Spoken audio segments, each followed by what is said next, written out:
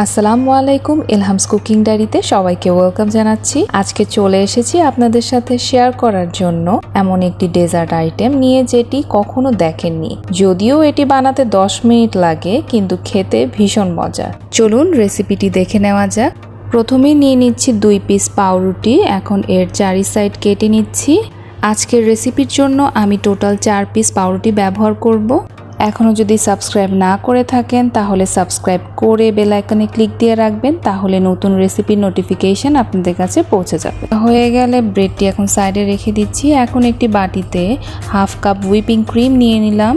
এরপর একটি ইলেকট্রিক বিটারের সাহায্যে আমি বিট করে নিচ্ছি। আপনারা এখানে হ্যান্ড হুইস্কও ব্যবহার করতে পারেন। এই পর্যায়ে আমি 2 ড্রপ ভ্যানিলা এসেন্স ব্যবহার করব। তারপর একটি স্প্যাচুলার সাহায্যে একটু নেড়ে দিয়ে তারপর আবার একটু বিট করে নিব। আমি যে হুইপিং ক্রিমটি ব্যবহার করেছি এটিতে অলরেডি চিনি আছে, আর আপনারা যেটা ব্যবহার করবেন সেটিতে যদি চিনি না থাকে তাহলে 2 চা চামচ চিনি দিয়ে নেবেন। বিট করা হয়ে গিয়েছে। এখন ক্রিমটাকে আমি একটি বাটিতে নিয়ে নিচ্ছি, আর এর মধ্যে দিয়ে দিচ্ছি 1 ড্রপ রেড ফুড কালার। আমি একটা হালকা পিঙ্ক কালার চাচ্ছি, তাই আমি 1 ড্রপ এখানে ব্যবহার করেছি। আপনারা আপনাদের পছন্দ মতো কালার ব্যবহার করতে পারেন। ক্রিমটাকে এখন একটি সাইডে রেখে দিচ্ছি। অন্য একটি বাটিতে 1/3 কাপ শুকনো নারিকেলের গুঁড়া নিয়ে নিয়েছি। আর একটি বাটিতে আমি হাফ কাপ গরুর দুধ নিয়েছি। তার মধ্যে আমি 3 চা চামচ চিনি দিয়ে দিলাম। চিনিটা দুধের সাথে ভালো করে গুলিয়ে নিতে হবে। এখন এই দুধের মধ্যে একটি একটি করে পাউরুটিকে ভালো করে ভিজিয়ে নিচ্ছি। এরপর 2 হাতের সাহায্যে ঠিক এইভাবে চেপে চেপে দুধ বের করে ফেলতে হবে। চেপে যতটুকু বের করা সম্ভব হয় ঠিক ততটুকুই বের করে নিতে হবে।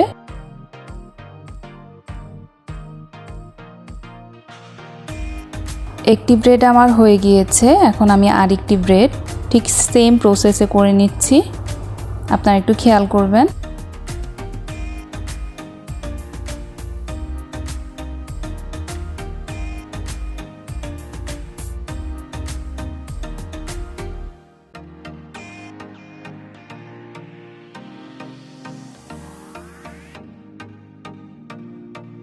এটিও করা হয়ে গিয়েছে। এখন আমি ব্রেডটিকে একটি প্লেটে তুলে নিচ্ছি। এখন এর মধ্যে আমি যে বিট করে রেখেছিলাম ক্রিমটি সেটি লাগিয়ে নিচ্ছি।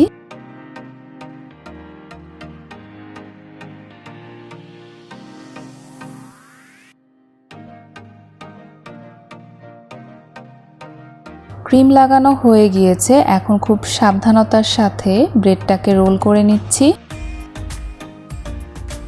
এখন ক্রিমগুলোকে একটু ঠিক করে নিচ্ছি। এই প্রসেসটা আপনারা একটু খেয়াল করে দেখলেই বুঝতে পারবেন আমি কিভাবে করছি।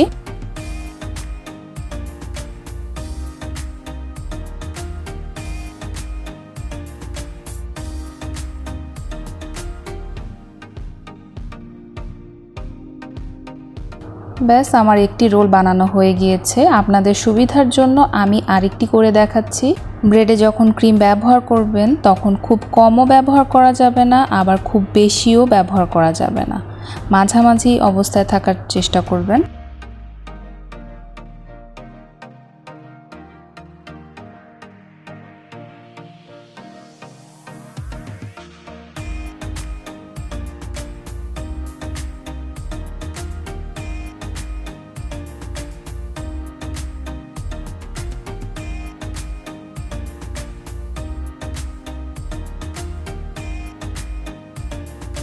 এখন এই রোলগুলোকে নারিকেলের গুঁড়ার মধ্যে গড়িয়ে নিচ্ছি।